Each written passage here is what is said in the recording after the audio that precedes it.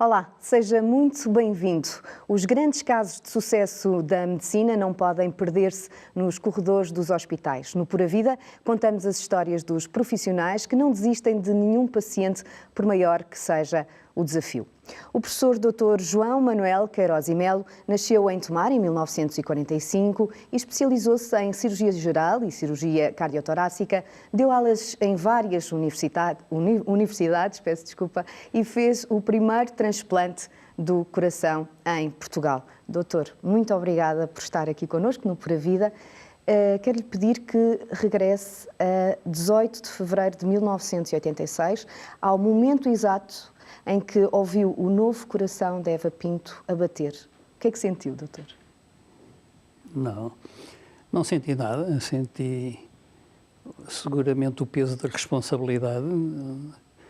Eu acho que a pessoa toda, é vulgar fazerem-me essa pergunta, mas a pessoa, quando entra num processo complexo, está concentrado no que está a fazer e não nos seus sentimentos. E de forma que, nessa altura, era a primeira vez que se fazia em Portugal. Era muito novo como prática clínica no mundo. De resto, por causa disso, foi notícia em praticamente todo o mundo que no pequeno Portugal tinha sido feito o transplante cardíaco. O coração começou a bater, sentiu algum alívio? Sim, isso com certeza, porque o coração está parado e nunca se percebe o que é que vai acontecer. O que é que vai acontecer. E, sobretudo, quando sais pela primeira vez, embora tivéssemos treinado com alguma intensidade antes, de maneira que, de facto, nesse aspecto, seguramente sentia alívio. Era nesse aspecto que eu queria focar, em termos clínicos, não tanto pela emoção e emotividade, porque certamente tem que estar muito frio nessa altura. Foram 4 horas de cirurgia, recorda-se, doutor? Talvez, devem ter sido. Foi mais que isso, porque eu tive que ir, fui de helicóptero para Coimbra, fui colher o coração a Coimbra, voltei de helicóptero, numa viagem muito acidentada, porque era ao fim do dia, e o helicóptero não tinha orientação noturna, mas eu felizmente que sou da zona, de maneira que dei uns palpites de como é que se chegava a Lisboa, e, portanto, depois, chegando a Lisboa, fui eu que fiz a implantação. Portanto, enfim, desde o momento que foram variadíssimas muitas horas. Recorda-se, certamente, da equipa que estava consigo, quantas pessoas é que estavam presentes nesta operação? Bem, muita gente, para já, por causa, não só os profissionais indispensáveis, mas, por outro lado, digamos, as pessoas responsáveis porque aquele momento tivesse a acontecer e que se envolveram, mas no helicóptero para a colheita a Coimbra fomos eu, um ajudante e uma enfermeira, portanto íamos 3 pessoas, e em Lisboa estava uma outra equipe cirúrgica a abrir o doente, como é a rotina deste tipo de operações, com imensa gente a assistir, como pode calcular, diretores do hospital, o professor Machado Macedo, o professor Seabra Gomes, imensa gente muito interessada e muito envolvida, que tinha ajudado a que aquele momento pudesse chegar. De maneira que, se me pedir um número, não sei, mas tenho a certeza que estava muita gente. Depois foi transmitido mais tarde pela RTP, não foi? Este acontecimento só mais tarde? Não foi gravado. Não foi gravado? Não, de modo nenhum. Depois houve muitas entrevistas, isso não, na altura. Estamos a falar em 86. O acontecimento em si, claro, a operação não foi gravada, mas o acontecimento em si veio-se a divulgar depois mais tarde, até porque a tutela, na altura do Ministério da Saúde, é que teve conhecimento mais tarde desta cirurgia. O doutor diz que este feito... Não, desculpa, a tutela sabia de tudo. Sim. Não foi feito às escondidas. Não, às escondidas no bom sentido. Claro. Toda a gente sabia de tudo o que nós tínhamos combinado em tudo o que eu tenho feito na vida. Acho que Portugal costuma deitar, é muito frequente em Portugal, deitar os foguetes antes da festa. Em 1986, como agora, na área da medicina, em todas as áreas, somos ótimos a deitar os foguetes, mesmo quando a procissão ainda não saiu. Portanto, neste caso, toda a cautela seguramente em toda a nossa pouca. atividade no Hospital de Santa Cruz havia uma filosofia. Só se falava das coisas depois de se terem feito e nunca antes. Muito bem, era aí que eu queria chegar. Mas isto, de qualquer das maneiras, colocou a sua equipa, na altura, no estrelato, foi uma coisa muito divulgada e também lhe valeu algumas ameaças de morte, numa altura em que a colheita de órgãos também não era divulgada, não estavam, as pessoas não sabiam Não, havia que era um passava? enquadramento que não era explícito, nem era aceitável, porque na altura todos os cidadãos eram dadores de órgãos, a não ser que tivessem uma declaração a dizer que não queriam que lhe conhecesse os órgãos. Ora, os dadores de órgãos são sobretudo pessoas jovens com acidentes. Ninguém vai para a discoteca à noite com um papel selado a dizer que não queria. Portanto, não havia, de facto, uma forma eficaz de garantir os direitos daqueles que não queriam ser dadores. E esta controvérsia era apropriada. Hoje em dia isso já não acontece. Mas, ao mesmo tempo, havia uma controvérsia, e essa era completamente errada, é que havia colegas seus, que de resto um deles ganhou um Prémio Nacional de Jornalismo com esse tema, com um livro que escreveu, em que viam fantasmas e diziam que havia uma negociata atrás da transplantação de rins, que era realmente um tema muito polémico na altura, um tema em 1986. polémico, de maneira que nós sabíamos que havia duas maneiras de fazer a transplantação e iniciar a transplantação. Ou primeiro mudar a lei, porque estávamos de acordo que a lei tinha que ser mudada. Ou se mudava a lei e fazer o transplante depois, ou vice-versa. Optámos pela segunda. Doutor, o primeiro transplante é sem dúvida o mais simbólico, mas a partir daqui as coisas tornaram-se mais fáceis, ou seja, o doutor fez operações certamente mais complexas que o transplante. Como é que é a segunda vez, a terceira vez, já é completamente diferente? Pois, a certa altura passou uma rotina e as pessoas, como todas as vezes que alguém faz uma coisa nova, tem-se uma dúvida, porque não há certezas absolutas em nada da vida. Portanto, há sempre uma dúvida. E, portanto, ao fim de 2, 3 operações, as coisas a correrem bem, a pessoa ganha experiência e percebe que a esmagadora maioria dos acontecimentos que inicialmente parecem que poderão ser um problema, se resolvem naturalmente. E foi isso que aconteceu, rapidamente.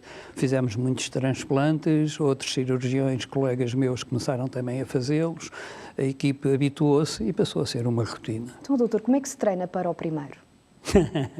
Olha, primeiro estuda-se. Depois contacta-se com outros centros que o façam e vai-se visitar, e eu concretamente estive quer em Stanford, que é nos Estados Unidos, quer em Londres, que digamos eram os 2 grandes centros no mundo que na altura tinham um grande impacto. Depois praticámos aqui algumas técnicas e nessa altura havia um laboratório de investigação animal, aqui no centro de Lisboa, o laboratório Sanitas, que agora já não existe, onde se fazia experimentação em cães. E, portanto, fiz muita experimentação em cães, com enfermeiros, para treinar os gestos. Tirávamos o coração, voltávamos a pôr. Mas só para treinar a equipe, mas não tinha mais nenhum objetivo que esse. Uhum. Um transplante é o fim da linha para quem sofre de insuficiência cardíaca, mas quando tudo corre bem, os doentes ganham uma segunda vida, não é, doutor? Não é o fim da linha hoje em dia, antigamente era. Antigamente, estamos a falar no início. Há 30 e tal anos ou há 40 anos era, agora não é o fim da linha porque ainda há o coração artificial, como forma de, habitualmente, de esperar pelo transplante, se isso for apropriado. Mas na altura era, de facto, o transplante o fim da linha e, portanto, era inicialmente visto com alguma perplexidade pelos colegas, como tudo o que é novo, mas rapidamente as pessoas perceberam que o que acontecia nos outros países se podia fazer bem em Portugal. E rapidamente isto se divulgou não só em quantidade, como aos diferentes centros cirúrgicos que hoje em dia fazem transplante em todo o país. E a primeira paciente, a Eva Pinto, como é que ela era? Era uma pessoa, estava receosa, certamente? Não, era a pessoa menos receosa, porque a Eva Pinto tinha uma coisa que é muito importante na vida, era uma mulher de fé. E a Eva Pinto sempre me disse, desde a primeira conversa, dizia-me, não tenha problemas, porque isto vai correr bem. Eva, como é que sabe? Eu tenho a certeza, sabe? Eu conheço, acredito que fui predestinada para isto acontecer. E era ela seguramente a pessoa mais otimista. Dava a motivação. De toda a gente, com certeza. Doutor, os corações são todos iguais? Os corações, em termos de funcionamento, os corações normais são todos iguais em termos morfológicos, portanto, na anatomia são todos iguais se forem normais. Mas pronto, eu queria chegar, era uma questão, o cirurgião quando tem de ser uma pessoa fria, e começou esta entrevista também por dizer isso, deixar de lado, tem que se deixar de lado a emotividade, não é? Um médico não se deixa envolver em termos de sentimentos afetivos. Eu falo, o doutor esteve com o coração do doutor Jorge Sampaio, por exemplo, nas mãos. Como é que isso se faz? Como é que é esse processo? Eu acho que todos os corações são iguais nesse aspecto. É claro que há grande responsabilidade, mas em algumas das operações que referiu e outras, de facto, a pessoa tem que se concentrar no que está a fazer e esquecer das pessoas. E houve uma coisa que sempre fiz e que na altura não era muito hábito em Portugal, eu proibia a maior parte, se qualquer visita que tivesse alguma ligação sentimental com o doente que eu estava a operar, eu não autorizava no bloco operatório, nunca autorizei, porque acho que era colocar-me a mim em má exposição. E como é que é lidar com as famílias dos pacientes? Muito fácil se falar com elas. Eu acho que, e na altura, repare, eu vi para cá, estava a trabalhar na América e lá era o consentimento informado, que hoje em dia ainda se fala na necessidade de fazer isso em Portugal, mas na altura era uma rotina, portanto, a pessoa, se um doente, como sempre foi hábito no Hospital de Santa Cruz, desde que começamos, o doente assinar um consentimento informado, em que o médico, e se não tiver esse consentimento, não entra no bloco operatório. Isto aconteceu sempre em cirurgia cardíaca no Hospital de Santa Cruz. Isso obriga o médico a falar com o doente. Eu não concebo que seja possível, a não ser em situações de emergência, alguém a operar um doente ou a tratar um doente sem lhe explicar o que vai fazer. E se isto for feito, os problemas reduzem-se a um mínimo.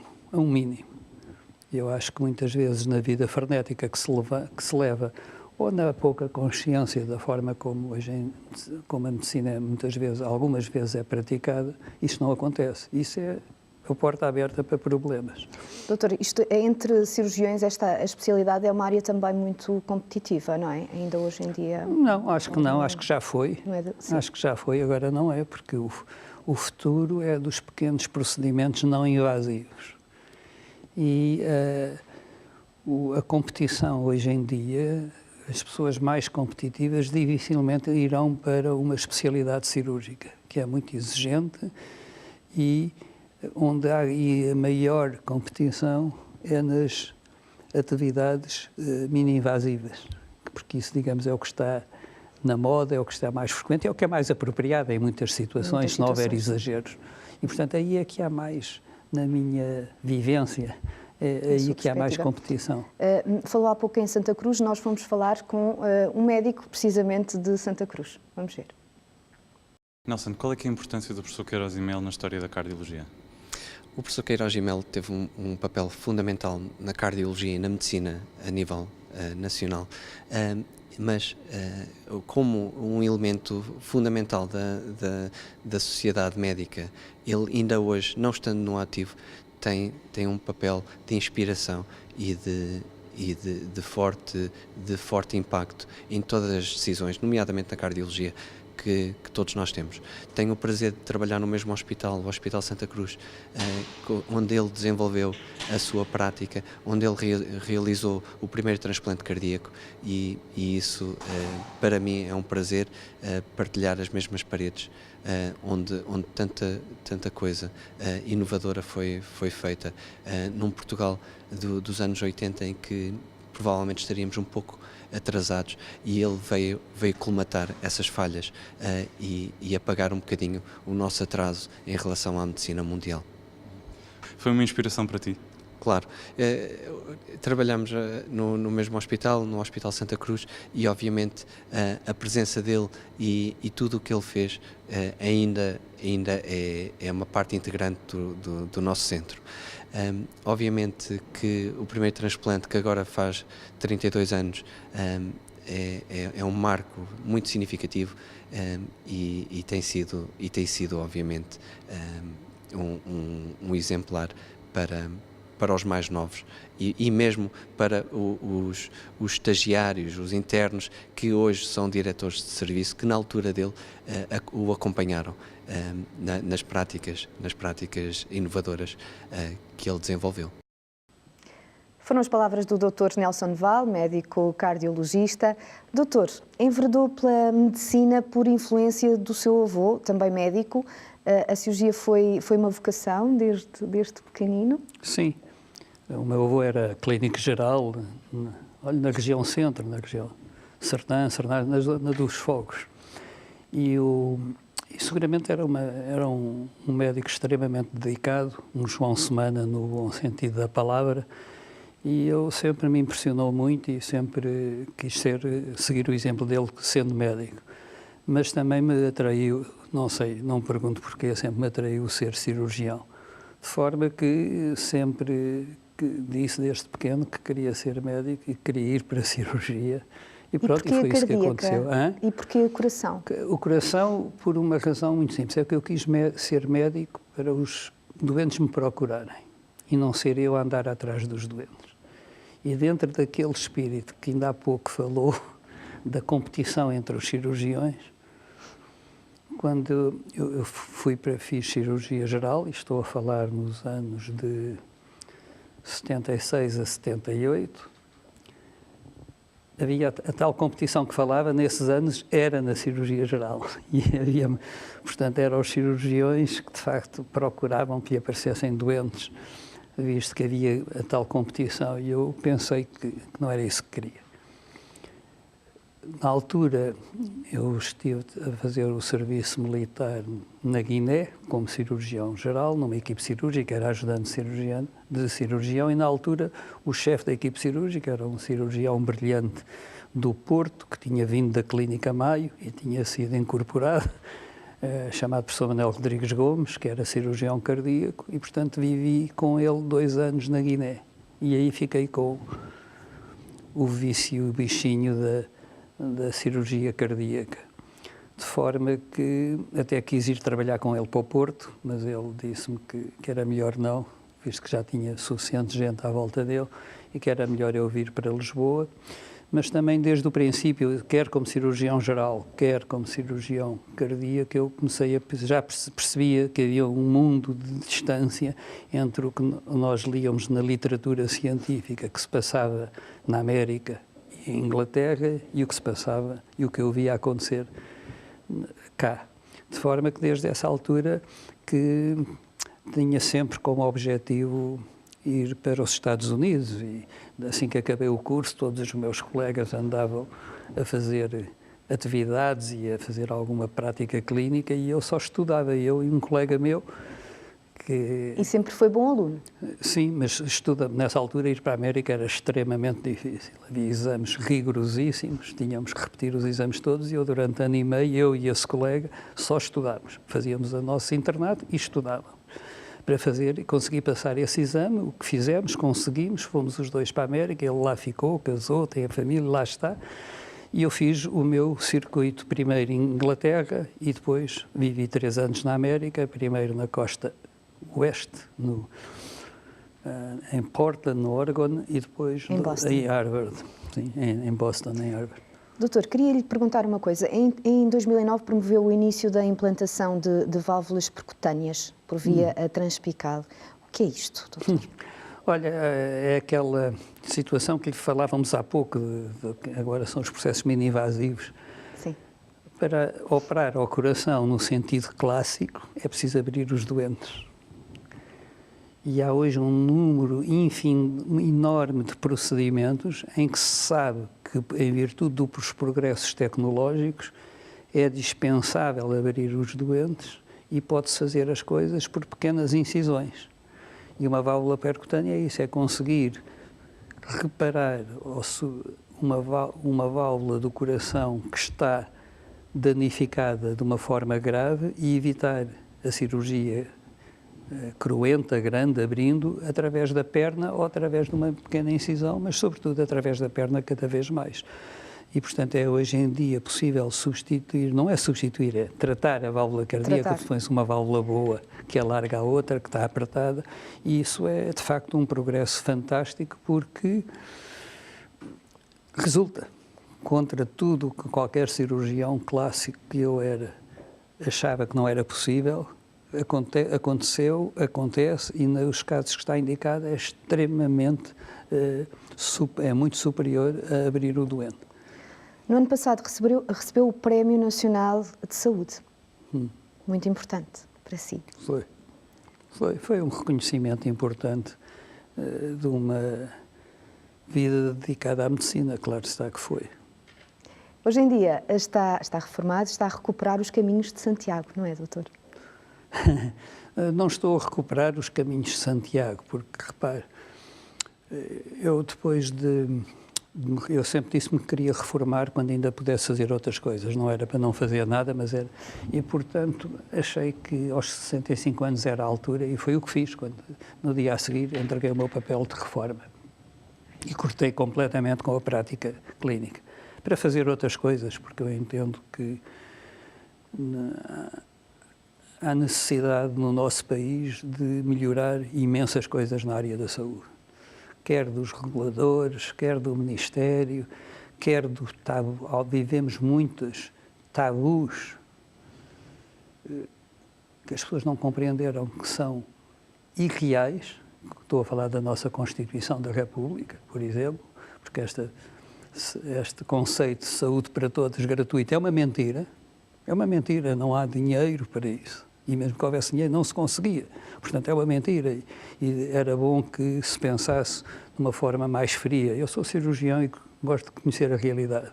É mentira dizer que pode haver saúde gratuita para todos. Não é possível.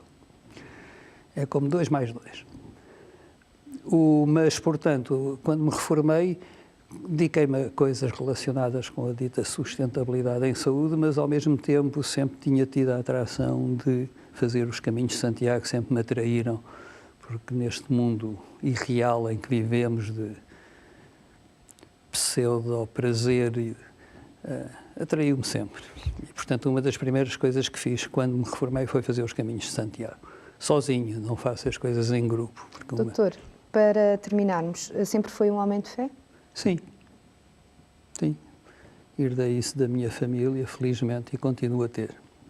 Muito obrigada pela sua presença, foi uma conversa muito agradável. O Pura Vida fica por aqui. Obrigada por estar aí também desse lado. Voltaremos com mais casos de sucesso na área da medicina em Portugal no S+.